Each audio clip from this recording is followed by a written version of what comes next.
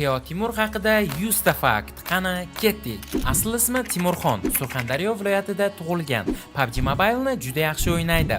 Aslanboy bilan juda yaqin do'stlar. Skill uzibini 2-0 hisobda yutgan. Aslanboy ham TDMda Teo Timurga yutqazgan.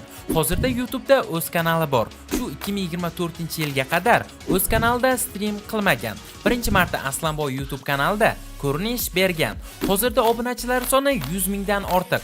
Sochini kalta qilib yuradi. Malibu 2 mashinasi bor. Chips yeyishni yoqtiradi.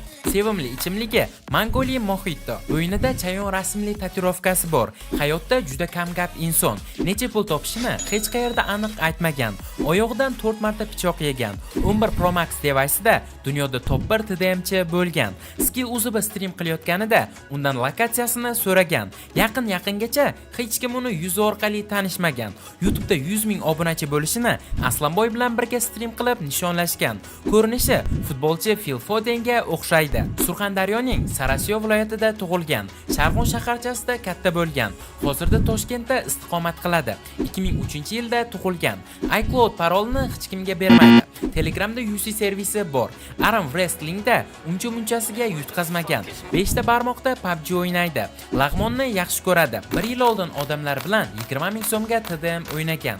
Ko'zlari rangi yashil. PUBG'ni Redmi Note 6 Pro telefonida boshlagan. Dunyo bo'yicha 6 karra TDM bo'yicha chempion hisoblanadi. TDM o'ynash haqida pullik kursi bor. Narxi 80 ming so'm. Telegram orqali kurslarini sotadi. O'zini Shahzoda, sevgan qizini esa Malika deb ataydi. TDM mening uyimdek degan qahramonimiz. Jami 30 ming dollarga Malibu Premier mashinasini sotib olgan. Malibusida 007 raqami osilgan turadi. Telegramda akkaunt savdo kanali ham bor. Keyingi kurs narxi 1000 dollar bo'lishini obunachilari xohlab ovoz berishgan. Sport bilan ko'chani solishtirmaslik kerak degan fikrda. Teo Lounge bar nomli barlari bor. Bo'yi 1.80, yoshi 21da. Aslanboyni Teo Timurdan 4 ta farzandi bor. Xuddi shu kabi hazillarni Aslan bilan ko'p qilishadi. Shu bilan birga bir-birlarini bemalol so'kib hazil qilishlari oddiy hol. Olmasa yeb keramgacha. Duo turnirlarda ko'p bora sherik bo'lishgan. Letnik skinida o'ynamaydi. Juda ko'p TDM matchlarida personajlariga plash skinida o'ynaydi. PUBG Mobile nastroykalarni sotish bilan ham shug'ullanadi. Asosan oversize kiyimlar kiyib yuradi. Familiyasi Jon Mahmatov. Otasining ismi Salohiddin. Bir oy ichida jami 40 ta turnirda g'alaba qozongan. Klassik matchlarda yaxshi o'ynay olmaydi. Streamlarda hozirda kamida 2000 kishi bilan o'tiradi. Streamerlarga raid qilib turadi. Teo Timur muqaddam sudlangan. Hozirda Toshkentdagi stream xonasi ko'p qavatli uyda 8-qavatda joylashgan. Tatuirovka qildirgandan afsuslanadi. Hozirgacha 6 marta stream qilgan kanalida. Streamlari o'rtacha 250 ming ko'rishlar soniga ega. Telegram kanalida konkurslar va so'rovnomalar qilib turadi. Hayit kuni hayitlik ham tarqatishgan. U kanalda 70 mingga yaqin obunachilari bor. Presslari ham mavjud. Klanlarni ko'p almashtiradi. Aniq TDM yoki klassikda komandasi yo'q. Soqol qo'yib yuradi. O'zbekcha klassik musiqalar tinglashni yoqtiradi. Mashinani zo'r boshqaradi. Uzun soch qo'yish niyati yo'q.